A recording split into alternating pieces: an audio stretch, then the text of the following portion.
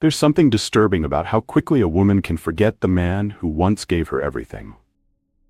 His time, his attention, his loyalty, his love, discarded like an expired perfume bottle.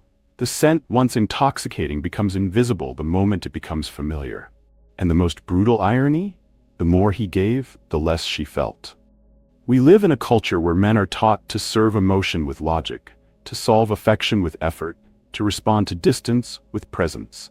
But in the world of desire, that is, in the brutal jungle of sexual polarity, logic doesn't buy you love. It buys you silence.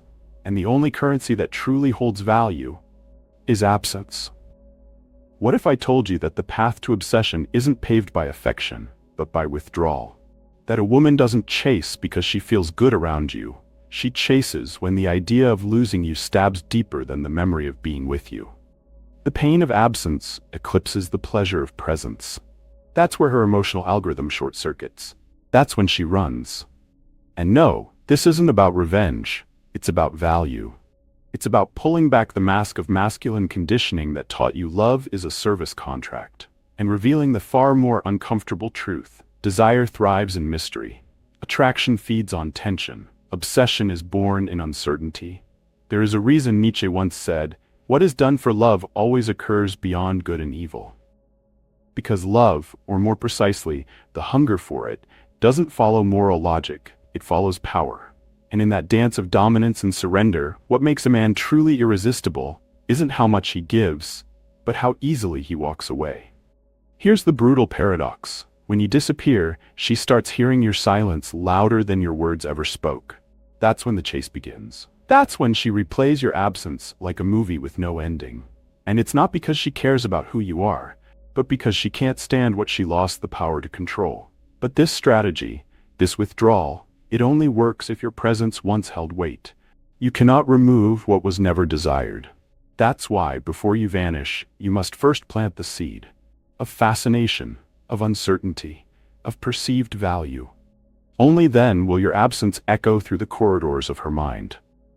This video is not for boys seeking to win hearts. It's for men ready to reclaim their gravitational pull. I'm not here to give you lines. I'm here to reset your psychology, to deconstruct the myths that turned you into a pet instead of a puzzle, and to show you that sometimes the most seductive thing a man can do is nothing. If you're ready to make her suffer, not through cruelty but through consequence, then pay attention. Not all wounds bleed. Some ache in silence. Some are felt at 2 a.m. when she checks your profile and sees nothing but distance. Some hurt because you stopped showing up where she felt entitled to find you. She was never yours. She was only responding to the frame you gave her. And that frame? It cracked the moment you made her the center of your world.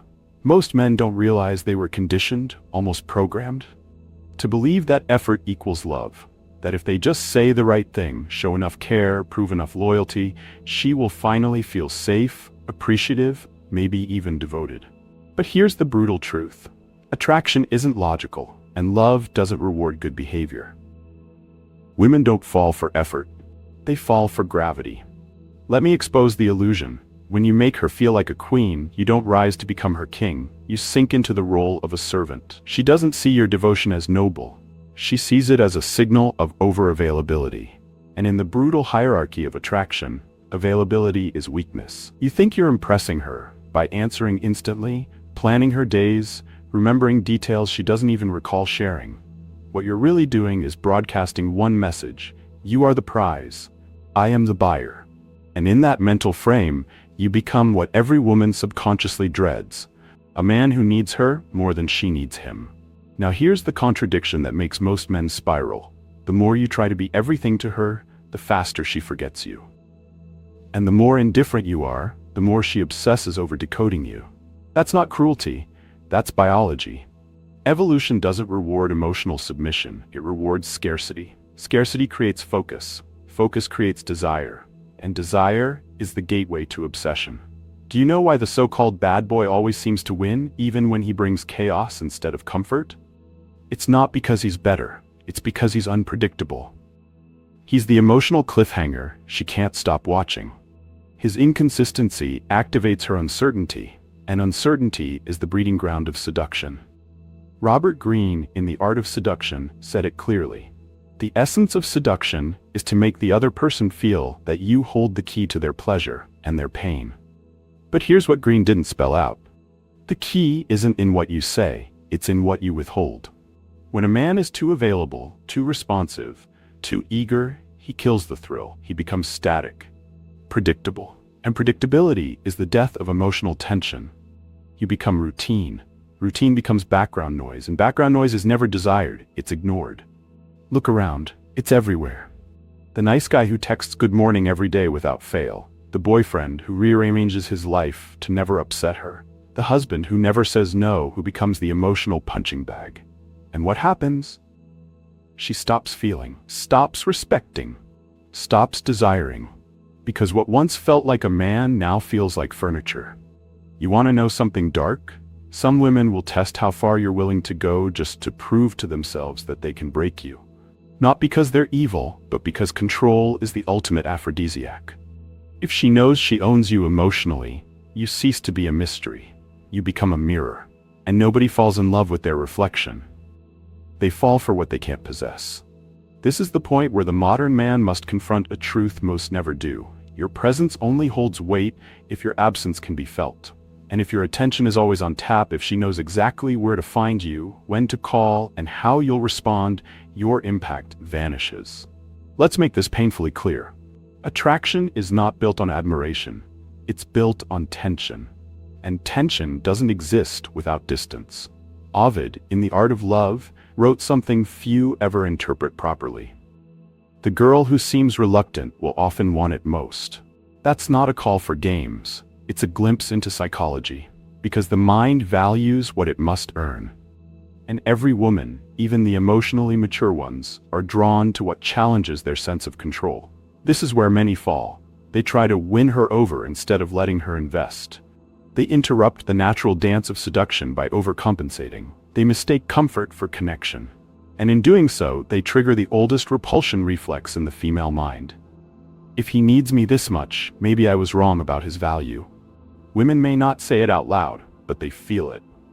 A man who is too available subconsciously signals that he's not being pursued elsewhere, that no one else wants him. And here's the brutal twist. Even if she once wanted you, she now starts to wonder why she did. You don't fix this with compliments, dates, or gifts. You fix this by exiting the pedestal. By removing the emotional leash that kept your worth tied to her attention. You fix this by understanding one thing. You are not here to be her answer. You are here to be her question. There's an ancient masculine energy that has been castrated by modern compliance. The wild, unbothered, grounded presence of a man who doesn't seek approval because he is his own validation. That energy, it doesn't text first, it doesn't beg for closure, it doesn't argue to be understood, it observes. And when she feels that, she stops calculating. She starts chasing. So what happens when you stop giving her the comfort of your constant reassurance? When you stop orbiting around her emotional needs? When you stop over-explaining and over-giving? She feels the void, she reevaluates, she wonders what changed. And that moment of uncertainty? That's the birthplace of her desire. She might act cold, dismissive, detached, but understand, when she feels your absence, when you no longer show up as her audience, the spotlight fades. And without it, she has two choices: downgrade you in her mind, or elevate you in her obsession. The man who triggers that uncertainty, he doesn't beg for love, he lets her starve for it. And now, as we transition into the second phase of this transformation, you'll learn how to stop giving her words and start giving her silence. A silence so potent, it rewrites her memory of who you were. There's a moment in every woman's life when she opens her phone, scrolls through your messages, and realizes they've stopped coming. No explanation, no closure, just space. And that space, that's where the real pain begins. You see, men are taught to believe that words fix things.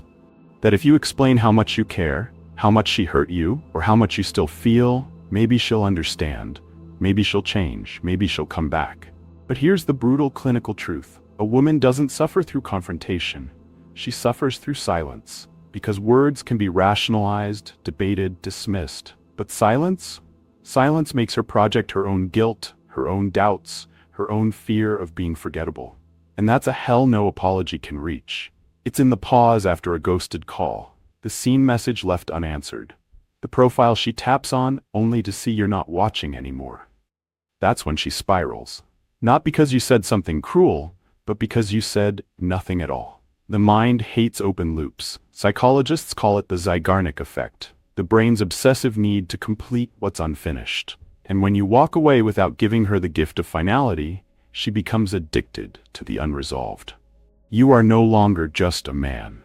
You're a phantom thought that lingers in the background of her mind, especially when the room gets quiet. But let's get this straight. Silence is not avoidance.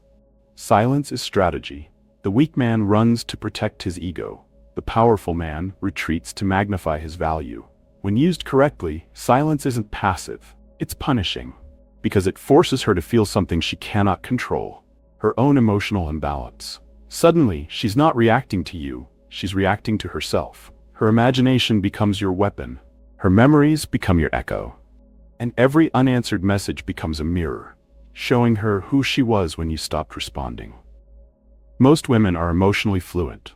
They know how to escalate, provoke, test. They've been practicing since they were 12. But what they rarely prepare for is indifference.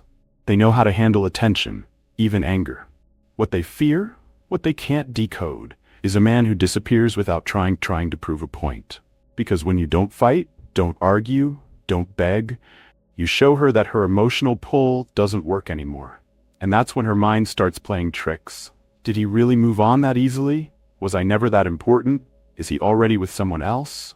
The silence plants a virus, and the longer you hold it, the deeper it infects. But this isn't about revenge. This is about rebalancing power. When you've been overextending, over-explaining, over-giving, the silence isn't cruel. It's correction. It's the emotional reset that reintroduces scarcity. Scarcity of your attention, scarcity of your validation, scarcity of your presence, the very thing she took for granted. Let me be even more direct. Silence makes her wonder why you're not speaking. And that wondering is the difference between a man who fades into irrelevance and a man who becomes a recurring thought, a haunting presence, a mystery too expensive to resolve. Let me tell you a story. There was a man, call him Lucas, who fell head over heels for a woman who loved attention but never reciprocated depth. He planned the dates, paid the bills, texted first, called last. She replied when she felt like it. Affection came in doses, hot one day, ice cold the next, but Lucas kept chasing, believing if he just gave more, she'd finally give in. Until one day, he stopped. No message, no anger, no explanation, just nothing. At first, she didn't notice. She was used to his availability.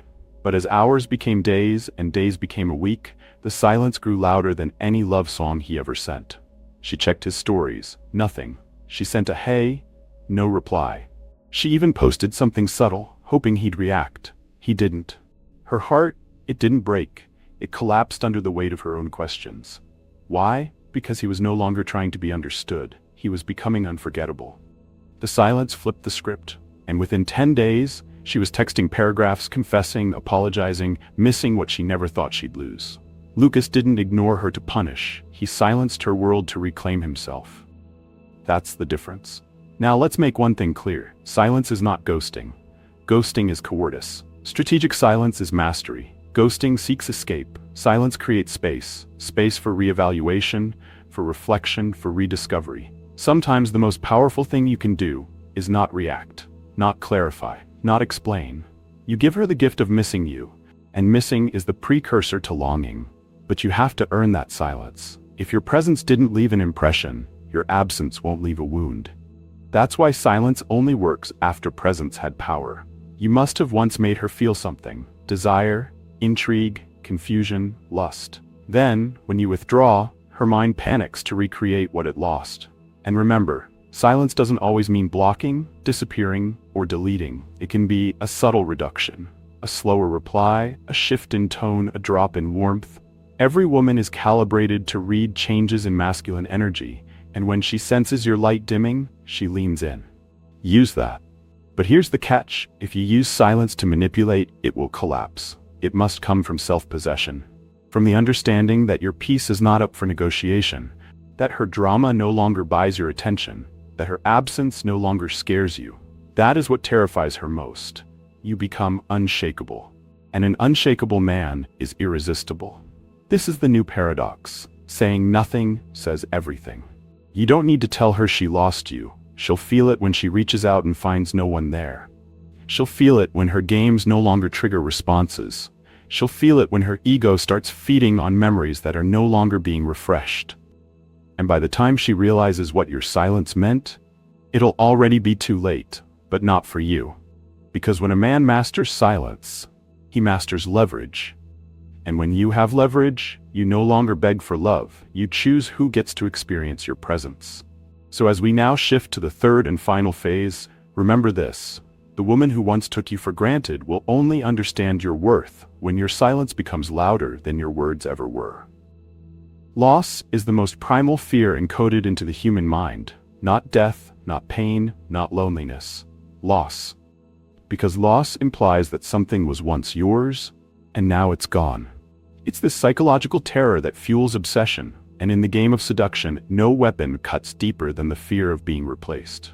She doesn't begin to truly desire you until she senses, even faintly, that someone else could take her place, that the throne she once sat on is no longer guaranteed, that her name, once etched into your attention, might be fading. This is where most men fall short. They try to regain attraction through reassurance, loyalty, and promises, thinking that safety creates desire. But desire, true desire, doesn't bloom in comfort, it blooms in risk. Let me be surgical. Women don't obsess over men they feel secure with. They obsess over men they feel they could lose. It's not personal, it's primal. Every woman, no matter how conscious, independent, or emotionally evolved, is psychologically calibrated to react to loss, because it reactivates the chase. And the chase, when driven by fear of displacement, becomes intoxicating. Think of the celebrity effect.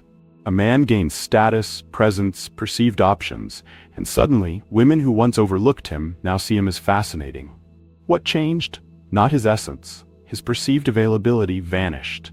The illusion of access was removed. And scarcity, when weaponized subtly, becomes seduction in its most potent form. But how do you apply this without games? Without turning into a manipulative caricature? You trigger obsession, not by pretending to have options, but by living like you do. By not responding to her pull because your world doesn't revolve around her call. By moving forward without broadcasting every move. By making her wonder what you're doing. Because you stopped explaining. This isn't fake abundance. This is realignment. This is reclaiming the most seductive trait a man can embody. Unavailability without bitterness. You don't hate her. You don't block her. You don't lash out. You simply glow differently. You shift timelines. You expand without her in the frame. And the more she senses that your world keeps spinning beautifully, silently, powerfully, without her, the more she begins to orbit again. Because in the feminine psyche, value is felt through consequence. You want to know the paradox that drives women insane? They desire the man who doesn't need them, but who once made them feel like they were everything. They crave the man who showed them heaven and then disappeared into mystery. They remember the man who once gave them a glimpse of emotional ecstasy and now doesn't pick up the phone. This contrast, this emotional whiplash, is what births obsession, but only when the man moves gracefully. This isn't about playing hard to get. This is about being hard to replace. There's a difference. One is a tactic, the other is identity. To be hard to replace, you must become a man of emotional rarity, a man who doesn't validate easily, who doesn't invest recklessly, who doesn't need to be needed. You are not cold, you are selective. You don't retreat because you're afraid, you retreat because you have standards. When she senses that you can be lost, she begins to value you. When she realizes she's no longer your emotional center, she begins to miss you. And when she fears another woman might feel what she once felt, she begins to chase you. Because now, you are no longer a guarantee. You are a gamble, and people never play safe with what they truly want. They go all in. Do you see the power in this? This is not about being cruel. This is about becoming costly. When your time is costly, she treats it with reverence. When your silence is costly, she interprets it with anxiety. When your presence is costly, she prepares to earn it instead of assuming it. This is how you flip the script.